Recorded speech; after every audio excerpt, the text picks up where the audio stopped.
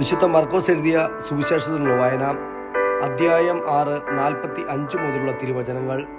യേശു വെള്ളത്തിനു മീതെ നടക്കുന്നു. താൻ ജനക്കൂട്ടത്തെ പിരിച്ചുവിടുമ്പോഴേക്കും വഞ്ചിയിൽ കയറി തനിക്ക് മുമ്പേ മറുകരയിലുള്ള ബേസായദിലേക്ക് പോകാൻ അവൻ ശിഷ്യന്മാരെ നിർബന്ധിച്ചു. ആളുകളോട് യാത്ര പറഞ്ഞ ശേഷം അവൻ പ്രാർത്ഥിക്കാൻ മലയിലേക്ക് പോയി.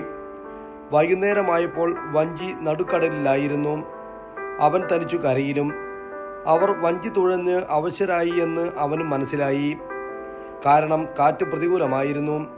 രാത്രിയുടെ 4-ാം യാമത്തിൽ അവൻ കടലിനു മീതെ നടന്ന് അവരുടെ അടുത്തെത്തി. അവരെ കടന്നു പോകാൻ ഭാവിച്ചു. അവൻ കടലിനു മീതെ നടക്കുന്നത് കണ്ട് അത് ഒരു ഭൂതമായിരിക്കുമെന്ന് കരുതി അവർ നിലവിളിച്ചു. അവരെല്ലാവരും അവനെ കണ്ടു പരിഭ്രമിച്ചു. ഉടനെ അവൻ അവരോട് സംസാരിച്ചു, ധൈര്യമായിരിക്കുവിൻ, ഞാനാണ്, ഭയപ്പെടേണ്ട. അവൻ വഞ്ചിയിൽ കയറി. അപ്പോൾ കാറ്റ് ശമിച്ചു. അവർ ആശ്ചര്യഭരിതരായി, കാരണം അപ്പത്തെക്കുറിച്ച് അവർ ഗ്രഹിച്ചിരുന്നില്ല. അവരുടെ ഹൃദയം മന്ദീഭവിച്ചിരുന്നു.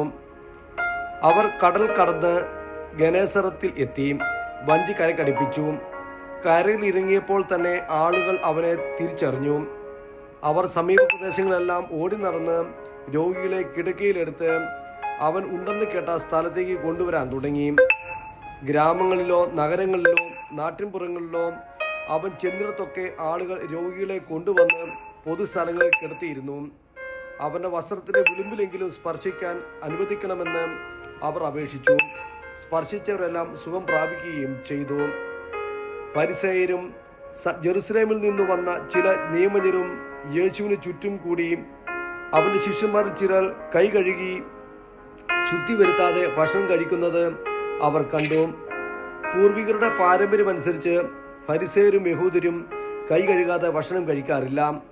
പൊതുസ്ഥലത്ത് നിന്ന് വരുമ്പോഴും ദേഹശുദ്ധി വരുത്താതെ അവർ ഭക്ഷണം കഴിക്കുകയില്ല. കോപ്പകളുടെയും കലങ്ങളുടെയും ഓട്ടുപാത്രങ്ങളുടെയും ക്ഷാളനം തുടങ്ങി മറ്റു പല പാരമ്പര്യങ്ങളും അവർ അന്വേഷിച്ചു പോന്നു. ഫരിസേയരും നിയമജ്ഞരും അവനോട് ചോദിച്ചു, നിന്റെ ശിഷ്യന്മാർ പൂർവികരുടെ പാരമ്പര്യത്തിന് വിപരീതമായി അശുദ്ധമായ കൈകൊണ്ട് ഭക്ഷിക്കുന്നത് എന്ത്? അവൻ പറഞ്ഞു, കപടനാട്യക്കാരായ നിങ്ങളെക്കുറിച്ച് യേശയ്യാ ശരിയായി തന്നെ പ്രവചിച്ചു. അവൻ എഴുതിയിരിക്കുന്നു, ഈ ജനം അധരങ്ങൾ കൊണ്ട് എന്നെ ബഹുമാനിക്കുന്നു, എന്നാൽ അവരുടെ ഹൃദയം എന്നിൽ നിന്ന് വളരെ ദൂരെയാണ്.